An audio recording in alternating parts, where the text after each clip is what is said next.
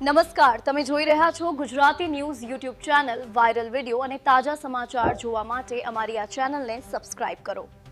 આમ આદમી પાર્ટીના દક્ષિણ ગુજરાતના પ્રભારી તરીકે આપ સૌ મીડિયા સાથીઓનું હું હાર્દિક સ્વાગત કરું છું. આજની આ પ્રેસ વાર્તામાં અમારી સાથે સુરત શહેરના પ્રમુખ માનનીય શ્રી ધર્મેશભાઈ ભંડેરી, વિપક્ષ નેતા બેન શ્રી પાયલબેન સાકરિયા, સુરત લોકસભાના પ્રમુખ રજનીકાંતભાઈ વાઘાણી તેમજ નવસારી લોકસભા પ્રમુખ પંકજભાઈ તાયડે ઉપસ્થિત છે.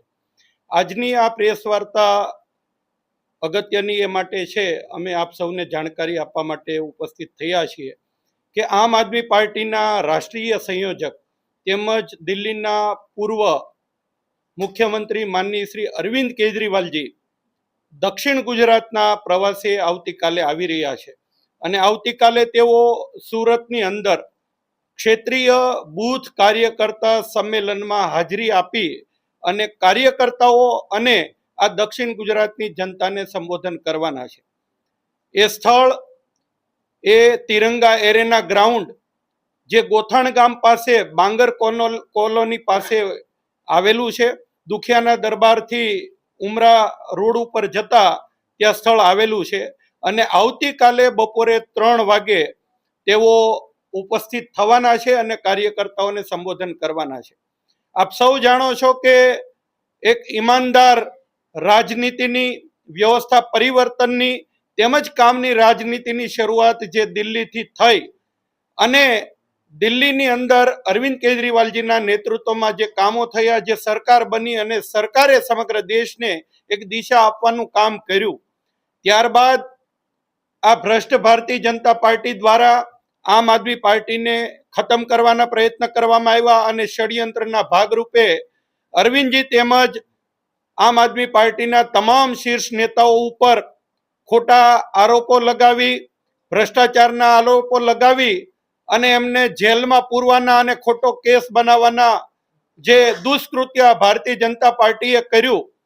અને થોડા દિવસ પહેલા જ તાજેતરમાં માનનીય કોર્ટ દ્વારા એ અરવિંદ કેજરીવાલજી તેમજ આમ આદમી પાર્ટીના તમામ નેતાઓને ક્લીન ચીટ આપવામાં આવી અને કોર્ટે ઉલ્લેખ કર્યો કે આ ષડયંત્રના ભાગરૂપે આ તમામ લોકો ઉપર ખોટો કેસ બનાવવામાં આવ્યો છે, જે કેસ બનતો નથી. એટલે કે ફરી એકવાર જે અરવિંદ કેજરીવાલજી અને આમ આદમી પાર્ટી અને દેશની સમગ્ર જનતા જાણે છે કે અરવિંદ કેજરીવાલ કટ્ટર ઈમાનદાર નેતા છે, આમ આદમી પાર્ટી કટ્ટર ઈમાનદાર પાર્ટી છે, જે સાબિત થયું છે. અને આ કોર્ટના ચુકાદા પછી સૌ પ્રથમવાર આ દક્ષિણ ગુજરાતમાં ખૂબ મોટી જનસભા અરવિંદ કેજરીવાલજીના નેતૃત્વમાં થવા જઈ રહી છે અને એ તમામ જનતાને સંબોધવાના છે. આમ આદમી પાર્ટીએ દિલ્હીમાં સરકાર બનાવી, પંજાબમાં સરકાર બનાવી અને ગુજરાતની અંદર સૌ પ્રથમવાર સુરતની અંદર 2021માં એક મજબૂત વિપક્ષ સાથે સુરતની જનતાએ આમ આદમી પાર્ટીને આશીર્વાદ આપ્યા, આમ આદમી પાર્ટીના નગરસેવકોને આશીર્વાદ આપી અને મુખ્ય વિપક્ષ તરીકેની ભૂમિકામાં બેસાડ્યા.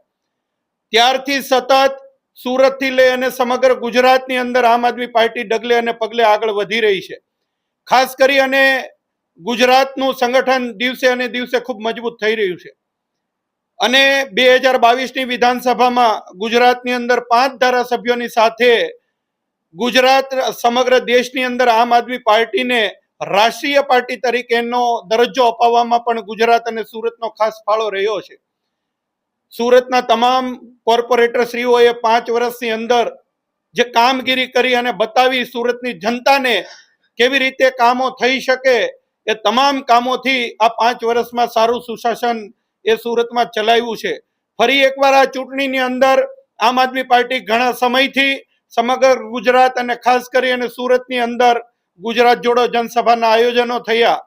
ત્યારબાદ દરેક મતદાન મથક સુધી મહોલ્લા સભાઓના આયોજનો કરવામાં આવ્યા અને છેલ્લા 1 મહિનાથી આમ આદમી પાર્ટીના તમામ કાર્યકર્તાઓ ડોર ટુ ડોર કામગીરી કરી અને બૂથ કમિટી સુધી, એક સોસાયટી સુધી 8-8, 10-10 લોકોની ટીમ બનાવી અને જે સંગઠનનું કામ કર્યું છે એ તમામ સંગઠનના સાથીઓને કેજરીવાલજી સંબોધન કરવાના છે. આ ન્યૂઝના રિપોર્ટર છે Arvind Rathod. Gujarati news YouTube channel Surat. ગુજરાતથી તમને મહત્વના સમાચાર મળતા રહેશે, માટે જોતા રહો ગુજરાતી ન્યૂઝ. ધન્યવાદ.